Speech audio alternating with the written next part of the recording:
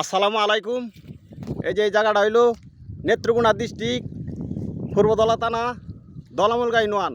এই যে এই বিলটার নাম হইল দলিভুরি বিল। এই যে দেখেন, এই যে বন্যা ধান মানুষের ফাঁকনা যে ডুবাই আলতেছে।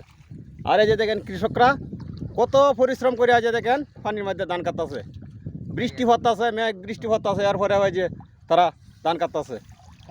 মানে যে আপনারা যে বৃষ্টির মধ্যে ধান কাটতেছেন, একটু কষ্ট লাগে না?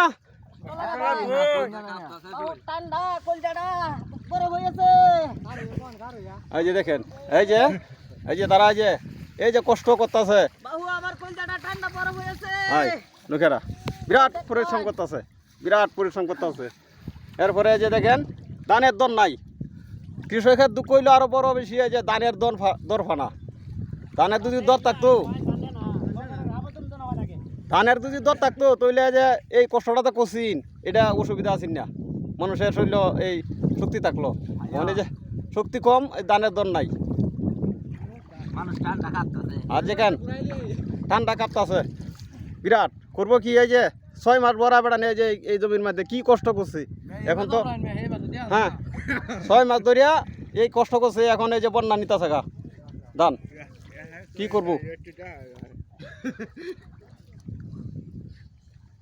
দেখেন সব পানি, এই যে সব পানি, সব পানি, সব পানি। এই যে দেখেন নাও দিয়া ধান কাটতেছে, ধান কাটতেছে। তবে তারেক রহমান যদি ধানের দরটা একটু বাড়াই দিত, তেই কৃষকের একটু শান্তি পাইতো।